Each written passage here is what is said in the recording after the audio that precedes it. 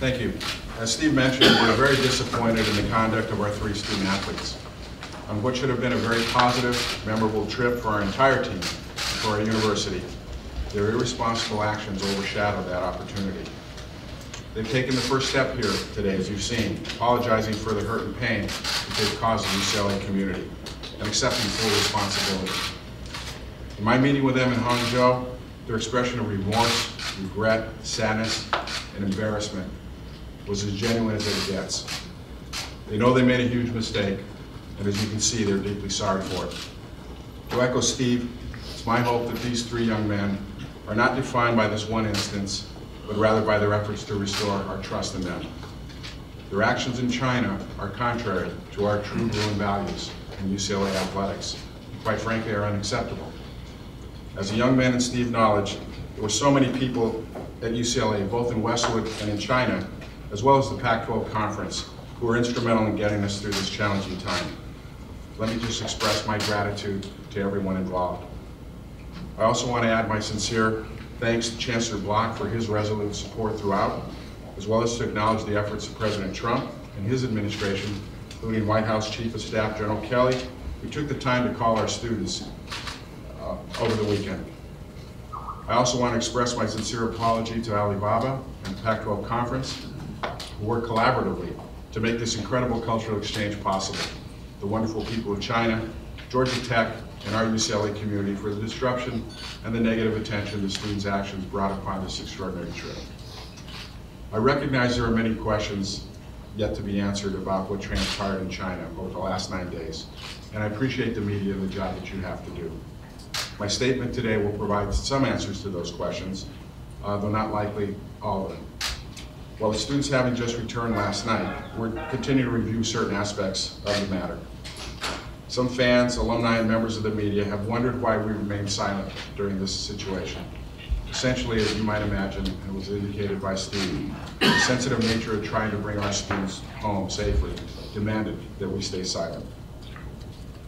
Let me start now by saying that prior to leaving the United States, and again while in China, Coach Alford met with the team and reminded them all of the expectations and the responsibilities that go along with representing UCLA. He and his staff did this as a means, proactively, to try to prevent a negative situation of any kind. On Monday, November 6th, first full day of the trip, the group had a phenomenal experience visiting the Alibaba campus, where the team had an opportunity to tour the campus and to hear from Joe Tsai, the co-founder and executive vice chairman of the Alibaba Group. Later that evening, the students were given 90 minutes of free time, if you will, to explore the town of Hangzhou, or simply to relax.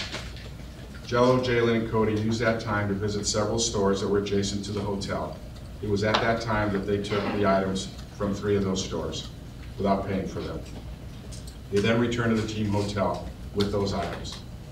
The following morning, November 7th, police arrived at the team hotel and began to interview several members of the Georgia Tech team and the UCLA basketball team, as they attempted to identify which students were involved in the thefts. In addition to interviewing several students, police also searched bags, both in the hotel and on the team bus. Within a few hours, they identified Jello, Jalen, and Cody as the likely suspects and escorted them to a local police station. Associate head coach Dwayne Broussard and Pac-12 Associate Commissioner Gloria Navarez were able to go with them, and Steve Alford and Associate Athletic Director Chris Carlson followed shortly thereafter. I was notified by the arrest of our UCLA personnel on the ground while I was mid-flight to Shanghai. Chancellor, the UCLA Office of Legal Affairs, and other appropriate university personnel and UC administrators were quickly brought into the loop, which began work on securing both legal counsel and information, which at that time, of course, was rather sparse. Following the arrest, the students remained in custody, undergoing questioning by police before being released on bail early in the morning of November 8th. The total bail amount was approximately $2,200 US. As part of the conditions of the release, the students had to surrender their passports and agree to travel restrictions. They were not required to remain in the hotel, though we made that decision out of abundance of caution and respect for the process. Bail in question has since been refunded by the Chinese authorities. The UCLA Office of Legal Affairs, in concert with the Pac-12 Conference and legal experts in China, worked to identify local outside counsel in Hangzhou to represent the 3 student athletes. The university then requested and subsequently received authorization from the parents of the students to engage legal representation on their behalf. Regarding the issue of the expenses that were incurred over the last 9 days, UCLA provided the necessary resources to secure the timely release and safe return of the student athletes. We now have the task of working to reconcile who is ultimately responsible for the costs incurred, in addition to addressing any NCAA implications. When the rest of the team departed for Shanghai to continue their trip in preparation for the game against Georgia Tech, Chris Carlson and Gloria Navarro stayed behind in Hangzhou with the 3 students. Over the ensuing days, our staff and students fully cooperated with the local authorities, who were gracious throughout the entire matter, in an attempt, obviously, to resolve the situation.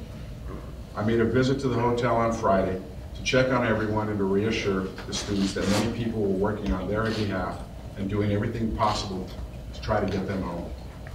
From those meetings, I was confident that the students were safe and being treated with the highest level of respect.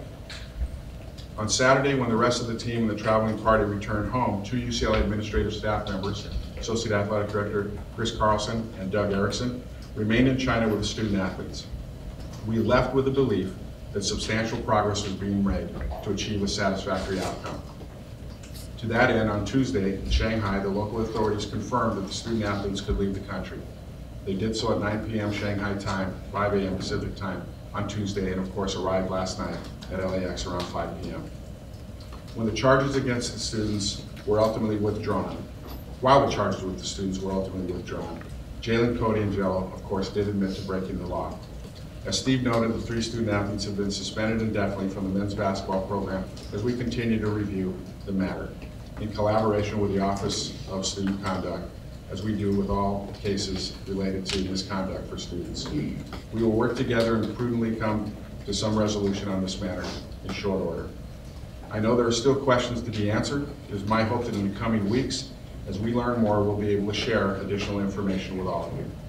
As difficult as this time period has been for all of us who love UCLA so dearly, I'm confident in the resiliency of the UCLA community and the Bruin family, and we will continue to move forward together. Thank you.